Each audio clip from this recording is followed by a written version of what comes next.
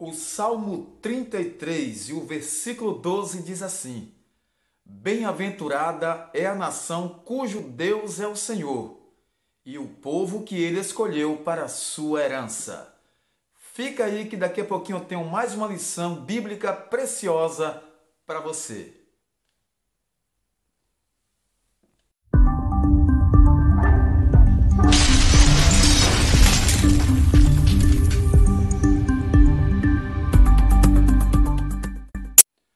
Estamos mais uma vez com mais uma lição importantíssima para o nosso aprendizado. A Escola Bíblica Dominical traz para esta semana a lição de número 9, que tem como título O Cativeiro de Israel, Reino do Norte. Texto áureo: Vinde e tornemos para o Senhor, porque ele despedaçou e nos sarará, fez a ferida e a ligará. Oséias 6:1. Verdade prática. Deus sempre adverte seu povo sobre os perigos da idolatria e suas terríveis consequências. Nós temos o texto bíblico em 2 Reis 17, de 1 a 14, versículos de 17 ao 20 e o 29. Vamos fazer a leitura. No ano do 10º de Acás, rei de Judá, começou a reinar Oséias, filho de Elá, e reinou sobre Israel em Samaria 9 anos. E fez o que era mau aos olhos do Senhor, contudo, não como os reis de Israel que foram antes dele. Contra ele subiu Salmaneser, rei da Assíria, e Oséias ficou sendo servo dele e dava-lhe presentes. Porém, o rei da Assíria achou em Oséias conspiração, porque enviara mensageiros a So, rei do Egito, e não pagava presentes ao rei da Assíria cada ano, como dantes. Então, o rei da Assíria o encerrou e aprisionou na casa do cárcere. Porque o rei da Assíria subiu por toda a terra e veio até Samaria e a cercou 3 anos. No ano 9 de Oséias, o rei da Assíria tomou a Samaria e transportou a Israel para a Assíria, e fê-los habitar em Ala e em Abor, junto ao rio Gozã, e nas cidades dos Medos. E sucedeu assim por os filhos de Israel pecarem contra o Senhor seu Deus, que os fizera subir da terra do Egito, de debaixo da mão de Faraó, rei do Egito, e temeram a outros deuses. E andaram nos estatutos das nações que o Senhor lançara fora de diante dos filhos de Israel e nos costumes dos reis de Israel. E os filhos de Israel fizeram secretamente coisas que não eram retas contra o Senhor seu Deus, e edificaram altos em todas as suas cidades, desde a torre dos atalaias até a torre forte, a cidade Torre Forte, né? E levantaram estátuas e imagens do bosque em todos os altos e outeiros e debaixo de todas as árvores verdes. Queimaram ali incenso em todos os altos, como as nações que o Senhor transportara de diante deles. E fizeram coisas ruins para provocarem a ira ao Senhor. E serviram os ídolos nos quais o Senhor lhes dissera: não fareis estas coisas. E o Senhor protestou a Israel e a Judá pelo ministério de todos os profetas e de todos os videntes, dizendo: convertei-vos de vossos maus caminhos e guardai os meus mandamentos e os meus estatutos, conforme toda a lei que ordenei a vossos pais e que eu vos enviei pelo ministério de meus servos, os profetas. Porém, não deram ouvidos. Antes, endureceram a sua cerviz, como a cerviz de seus pais, que não creram no Senhor seu Deus. Também fizeram passar pelo fogo a seus filhos e suas filhas, e deram-lhe adivinhações, e criam em agouros, e venderam-se para fazer o que era mal aos olhos do Senhor, para o provocarem a ira. Pelo que o Senhor muito se indignou contra Israel e os tirou de diante da sua face, nada mais ficou senão a tribo de Judá. Até Judá não guardou os mandamentos do Senhor seu Deus, antes andaram nos estatutos que Israel fizera, pelo que o Senhor rejeitou a toda semente de Israel, e os oprimiu e os deu nas mãos dos despojadores, até que os tirou de diante da sua presença. Porém, cada nação fez os seus deuses e os puseram na casa dos altos, que os samaritanos fizeram, cada nação nas suas cidades, nas quais habitavam. Por isso que nós dissemos no início, bem-aventurada é a nação cujo Deus é o Senhor. Israel agora desviou-se dos estatutos do Senhor e Deus agora entrega o reino do norte, né? Porque a nação estava dividida, reino do norte e reino do sul. Então essas 10 tribos, a parte ali do reino do norte, é levada em cativeiro para a Assíria. Esta lição tem como objetivo geral compreender que nossas transgressões nos afastam de Deus. Os objetivos específicos são: primeiro, destacar as injustiças cometidas por Israel. Segundo, ressaltar a insistência de Israel no pecado da idolatria. Terceiro, salientar o sincretismo em Samaria. Daí, desse sincretismo, nós vemos que formou-se um povo chamado os samaritanos, que depois houve aquela rixa dos judeus com os samaritanos. Tudo em decorrência disso. Deus sempre abominou o sincretismo religioso no meio do seu povo, porque nele a verdade de Deus se mistura com a mentira da idolatria.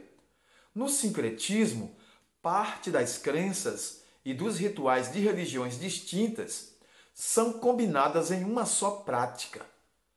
Então, isso aí concorreu para o cativeiro. Deus permitir que a nação fosse escravizada e transportada ali para a Assíria. Esse cativeiro de Israel aconteceu durante o reinado do rei Oséias, porque nessa época a Assíria começava a crescer e a se tornar um grandioso império, controlando várias nações, inclusive Israel. Veja que durante a história, várias nações se sobressaíram. Houve o Império Babilônico, antes nós tivemos o Império Egípcio, houve o Império Babilônico, o Império Assírio e assim por diante.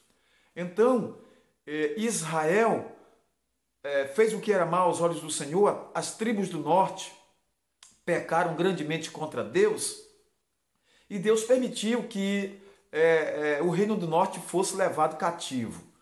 Durante os últimos 30 anos de Israel, o país foi acometido de muitas tragédias, muitas injustiças e assassinatos em razão de desprezarem e desobedecerem aos mandamentos de Deus.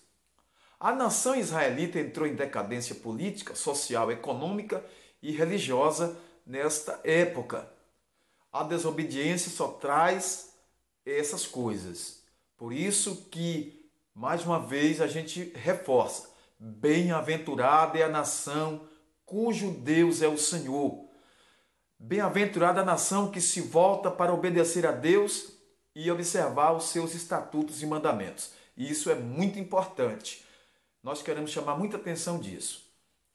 Vamos ver aqui que Samaria é cercada pelo rei da Assíria. Israel estava sob o reinado de Jeroboão. A nação de Israel experimentou prosperidade econômica nesta época e reconquista de territórios perdidos para a Síria.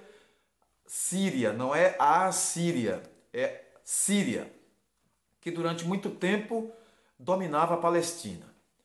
Infelizmente, conforme nos adverte o profeta Amós e também Oséias, esses resultados foram alcançados através de corrupção, através de injustiça social, hipocrisia religiosa e também sincretismo religioso.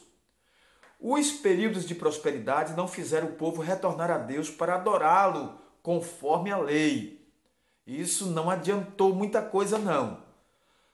Vamos ver que houve uma traição do rei Oséias, porque o rei da Assíria, Salmaneser, descobriu que Oséias, seu vassalo, que significa seu servidor, aquele que estava sob sua autoridade, seu comando, o traíra ao buscar apoio do Egito e interromper então os pagamentos dos tributos ao seu reinado. Então, o rei Salmaneser se enfureceu. Enfurecido, esse soberano mandou prender Oséias, marchou com seu exército contra Samaria e a sitiou por 3 anos. Nós encontramos aí em 2 Reis 17 e o versículo 5.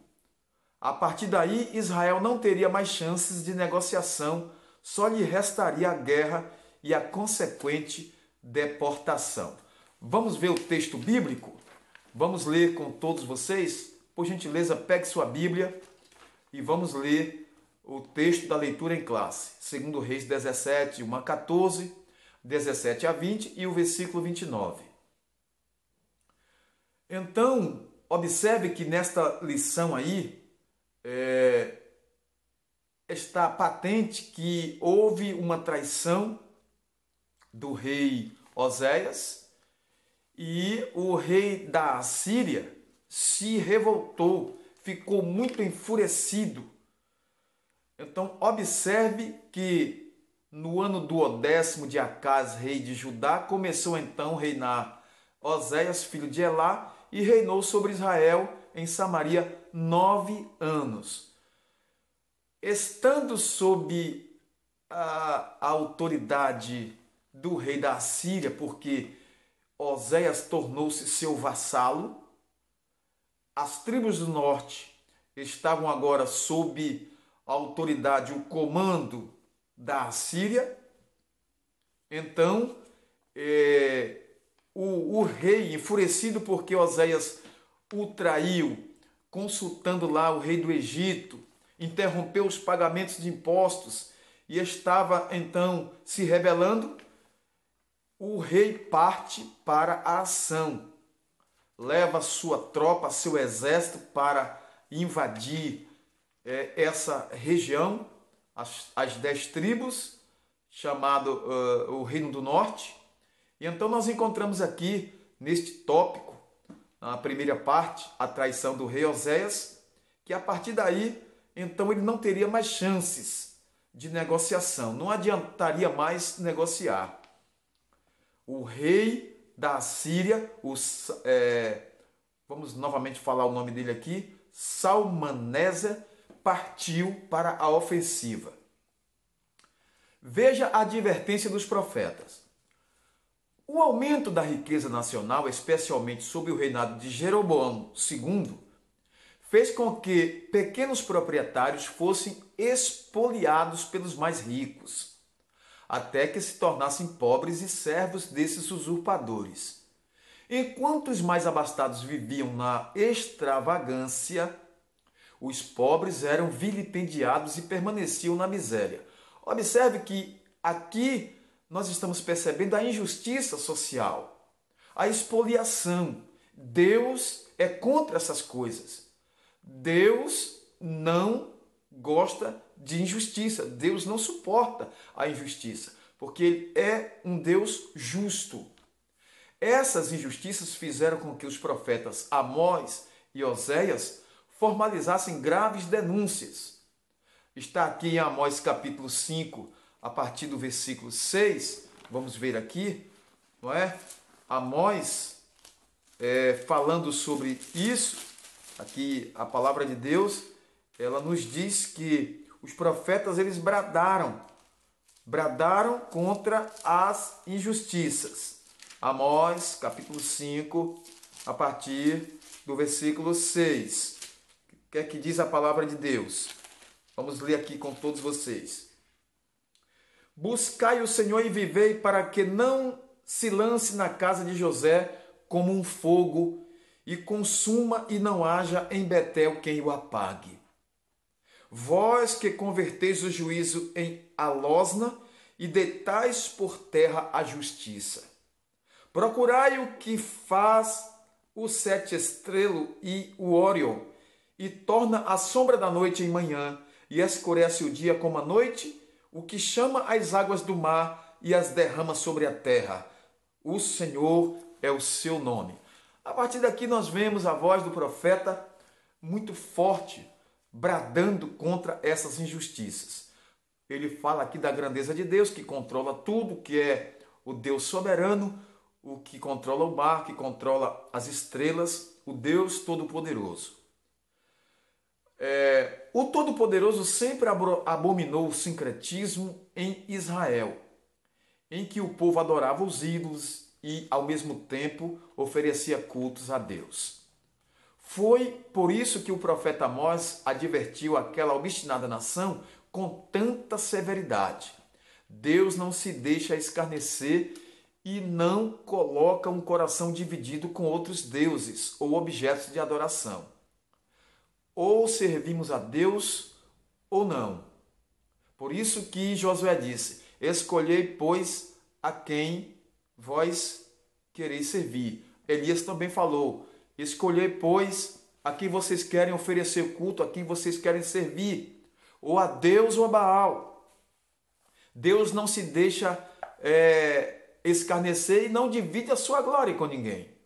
Esses falsos deuses influenciavam o coração do povo, inclinando-o contra a vontade do Senhor, e assim os profetas bradaram contra esse sincretismo, contra esse desvio. Os pecados do povo e a queda da nação chamado Reino do Norte, as 10 tribos. Desde que o reino de Israel foi dividido, o norte se inclinou mais intensamente à idolatria que o sul. Observe. Provavelmente essa foi a razão de Israel ter sido levado para o cativeiro algumas dezenas de anos antes de Judá. A idolatria, a obstinação em adorar outros deuses, em servir a deuses falsos. Apesar do caos espiritual, a rejeição de Israel, Deus queria salvar o povo. Deus sempre está em busca do povo perdido, das ovelhas perdidas, para salvar. A Bíblia diz que o Senhor Jesus veio buscar e salvar o que se havia perdido. Foi então que o Senhor convocou o profeta Oséias para uma situação bastante estranha. Pediu que ele se casasse com uma prostituta e tivesse filhos com ela. Essa prostituta representaria a nação de Israel. Uma forma de mostrar, através disso aqui, a tortuosidade e o pecado do povo. O Senhor Jesus veio buscar o que se perdeu. O que foi que se perdeu? O ser humano. O ser humano está enveredando pelo pecado, cada vez mais se distanciando e indo para a perdição. O Senhor Jesus veio buscar e salvar o pecador. Aqui, voltando ao nosso tópico, Oséias cumpriu a ordem do Senhor e se casou com Gomer, lá em Oséias 1:3. E teve 3 filhos. Cada filho que o profeta tinha com a prostituta mostrava a desaprovação divina com o povo de Israel. Deus colocou o casamento do profeta Oséias como uma lição prática da infidelidade do reino do norte. É uma metáfora. Deus está usando uma metáfora. A prostituta significa Israel, que deixa seu marido, Deus. Olha só, Israel deixou a Deus. Para quê? Para se deleitar com seus amantes.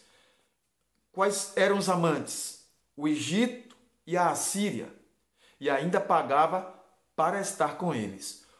Hoje se pode ver o mesmo padrão de vida imoral sempre que o povo de Deus se desvia da genuína dedicação ao Todo-Poderoso.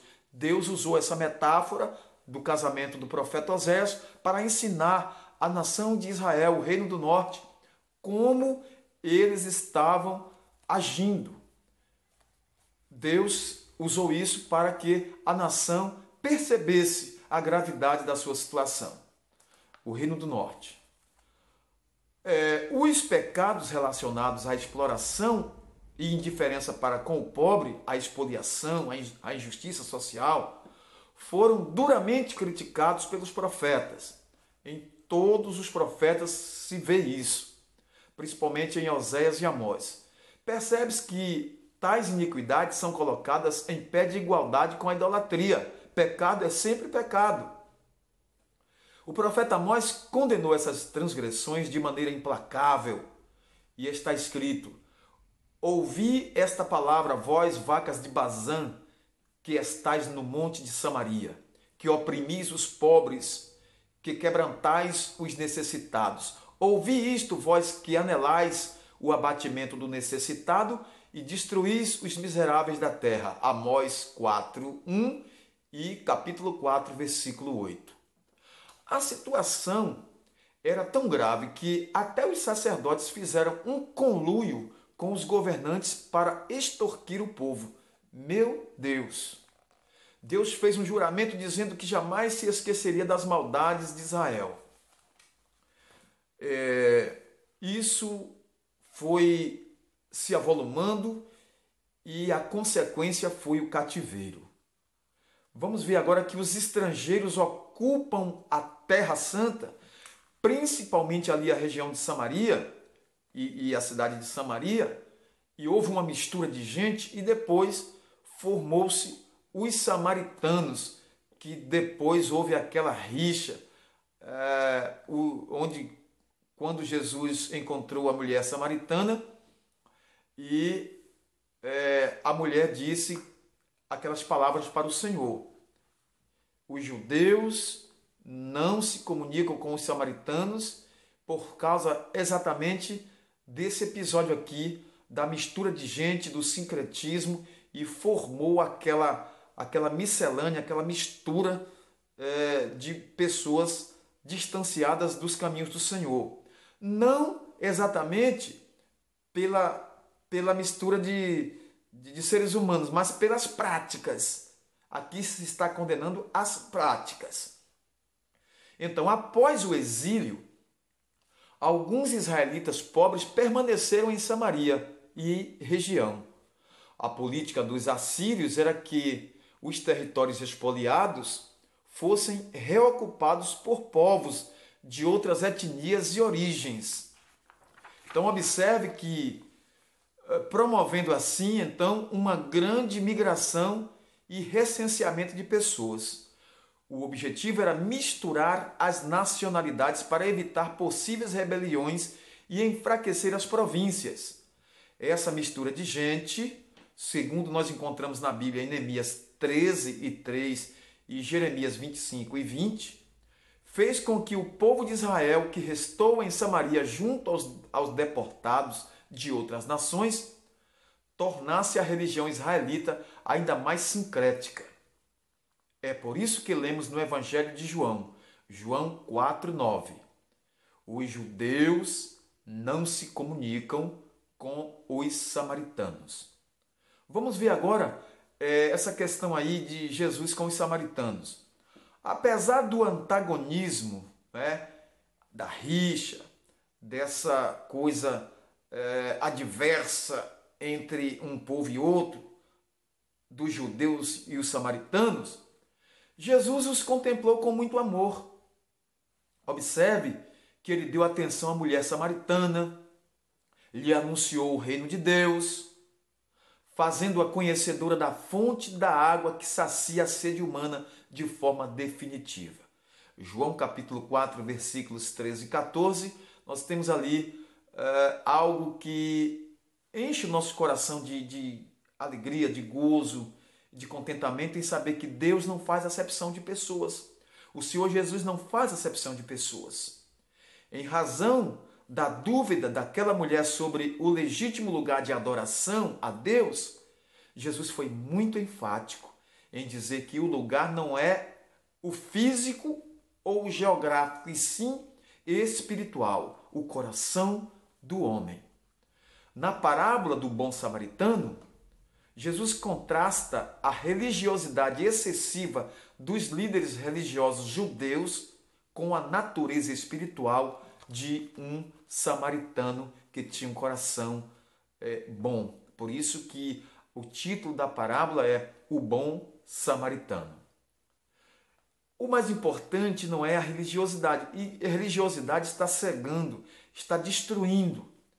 Porque falta misericórdia, falta amor, falta carinho, falta a benevolência, falta graça, falta tudo.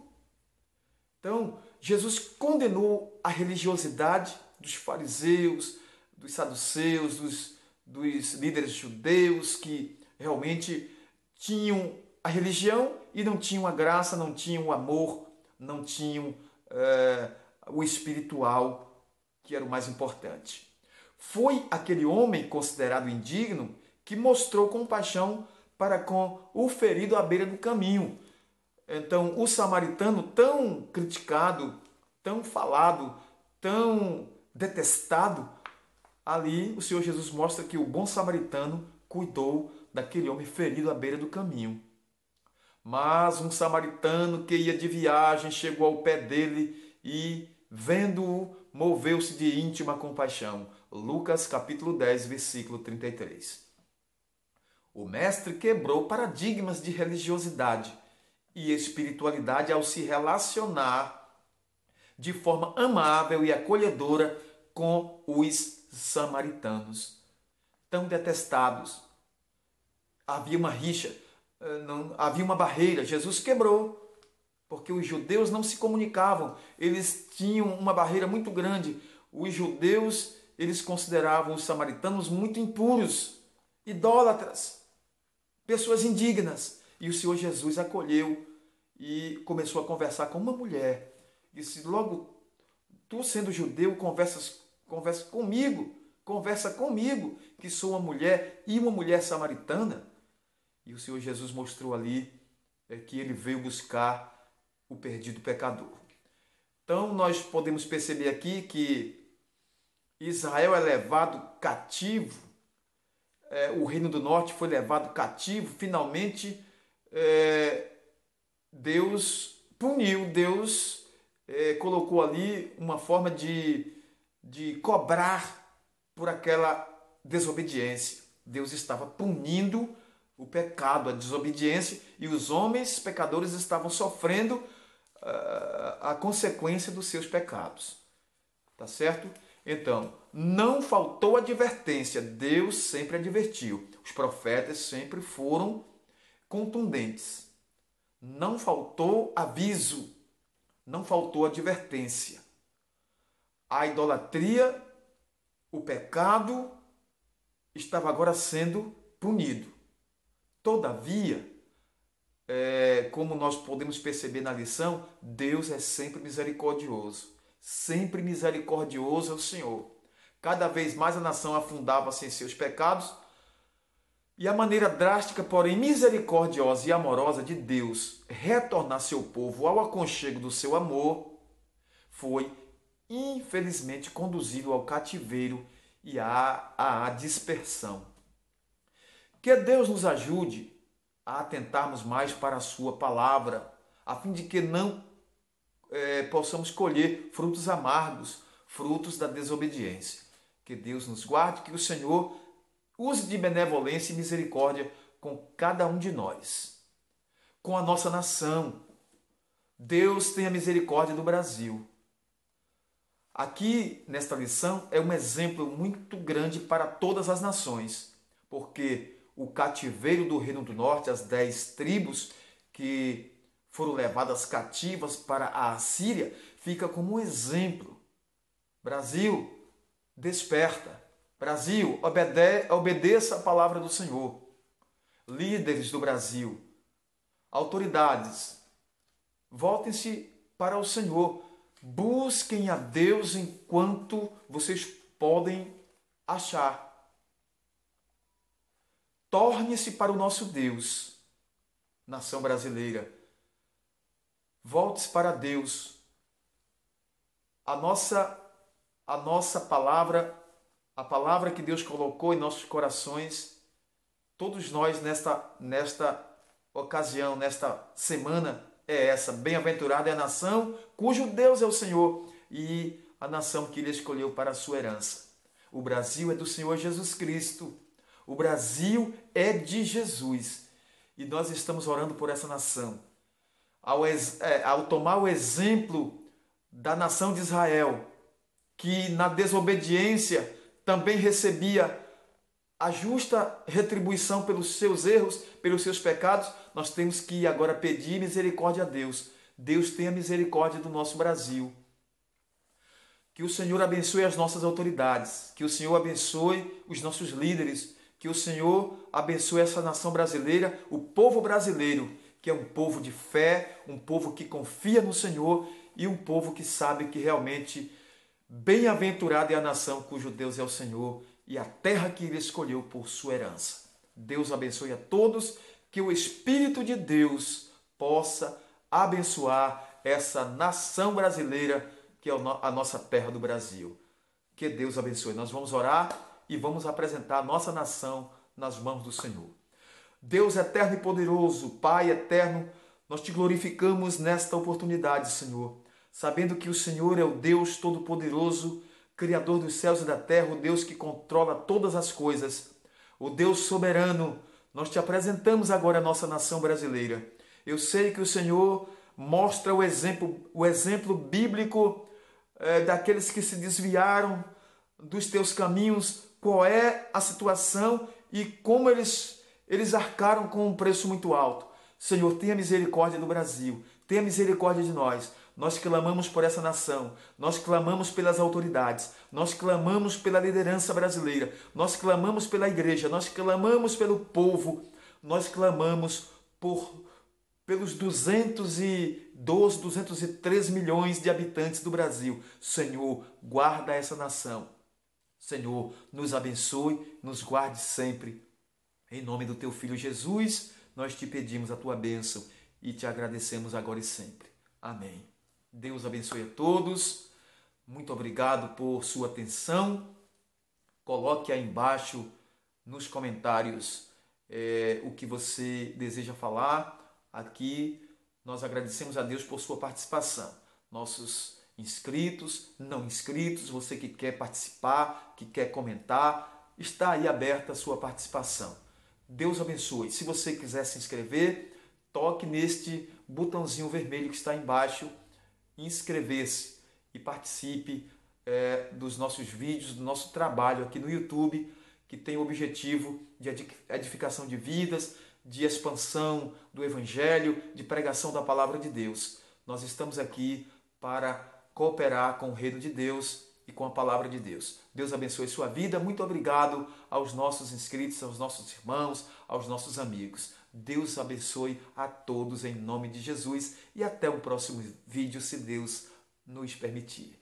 Amém.